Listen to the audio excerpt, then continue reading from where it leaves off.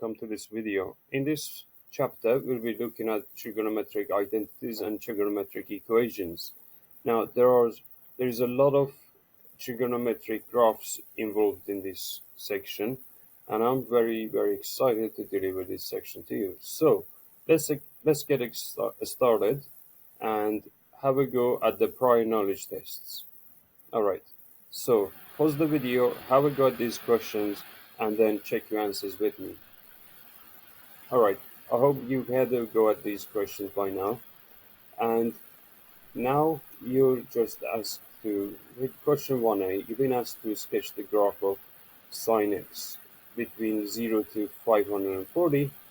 And in part B, you've been asked just simply tell the examiner what is the number of solutions to that graph being equal to 0.6 in the range of 0 to 540 degrees.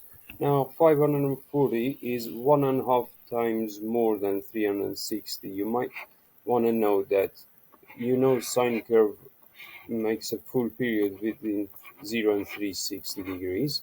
So 540 is just 180 more than 360. So you would have a shape of a graph like that, which goes to 1 and its minimum is -1. Now, officially it's drawn like so, and I've gone ahead and drawn you the line that is y equals to 0.6, because that would tell you the number of solutions to this equation here. How many times does the red curve cross the blue line? Now, one here, once there, just twice, 3 times, or 4 times. 540 is here. So in this range from 0 to 540, you have 4 intersections. That's the answer to part B.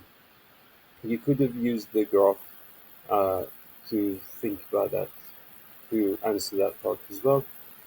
And part C is saying, given that inverse sine of 0.6, now they've solved this equation for you to give you the first initial value of x. Now they're telling you, this very first solution here is 36.9. Alright, that's what they've done here. If you don't see the connection between part A, B, and C, that's the connection. That's the same equation, they just solved it for you. They've taken sine inverse of both sides, and that's telling you that this angle here is 36.9. Let's round it, you can round it to 37. They're telling us what are the other 3 solutions to this equation here. Okay, this is the same solution. So, what did we learn about sign ambiguity rule? Do you remember in chapter 9? If you don't remember, pause the video, go back and look at sign ambiguity. What we learned there applies straight away here as well. Alright, so what's this angle here? And what's this angle here? What's this angle here? Alright, so if you remember, we learned that sine of theta is the same as sine of 180 minus theta. Theta, not theta. Alright, so our theta is 36.9. So all you have to do is say, what's 180 minus 36.9? And what's the connection? How do I find the third and fourth solution here? The third and fourth solutions are simply just 360 degree apart from the first 2 solutions. Alright, so you all you have to do is now add 360 to 36 to figure out the third solution, 36.9 I mean, and this number, let's calculate it. It's when you take 180 and take away 36.9 from it, you're left with 143. Now if you add 360 to that number there, it will take you to the fourth solution. So those are the second, third, and fourth solution to the equation where you have multiple solutions. Okay, so this chapter involves solving trigonometric equations that have multiple solutions. It's important you know how to find the rest of the solutions. The first one's given to us, so they don't give you a mark for just finding the using your calculator here. So you need to know the rest. Now they have asked us to solve this solution here. Now when you take sine inverse of negative 0.7, you're going to get negative 44, something like that. You're going to use the same equation, but you can this identity sine of theta equals sine of 180 minus theta is going to apply here as well. All right. So the first solution is negative 44, I believe. Yeah, negative 44.4. Then you can say 180 minus, I know its angle is negative. I'm gonna show you what negative angles mean. Angles can be negative in this section.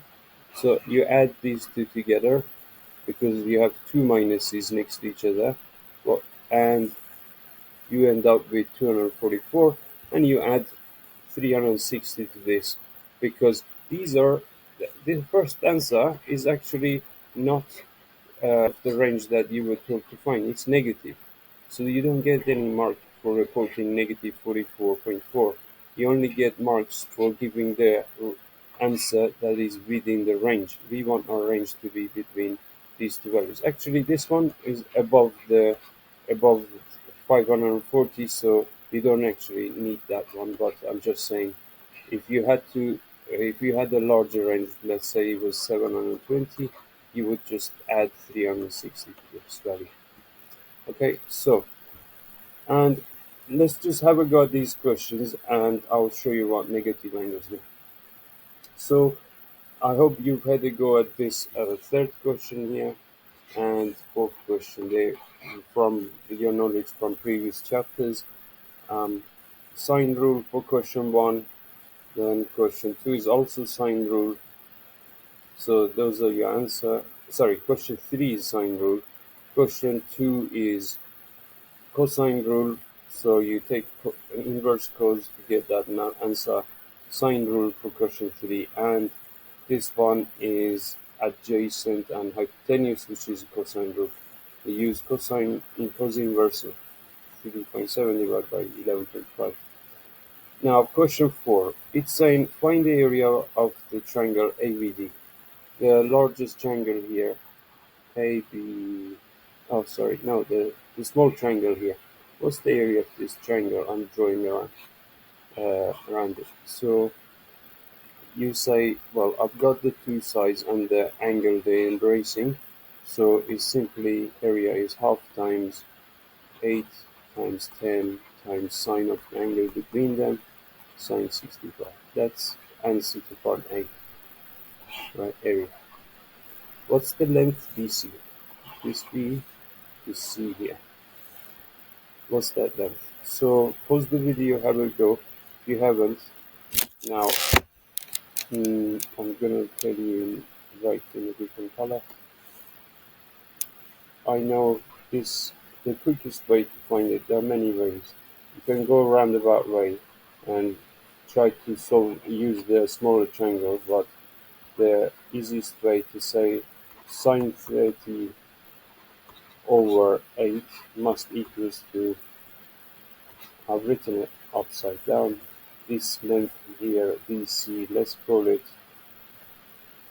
I don't know, let's call it little a because it's opposite angle A, so that goes in the denominator and that's opposite sine 65.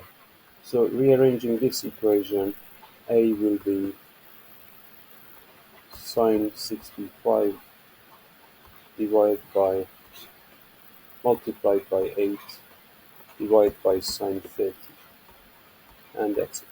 Sine 30 is a half, so we can just times that by 2. Dividing by half means multiplying by 2. Okay, so I hope you learned a few things or practiced a few things which you need this chapter. I'll see you in the next video.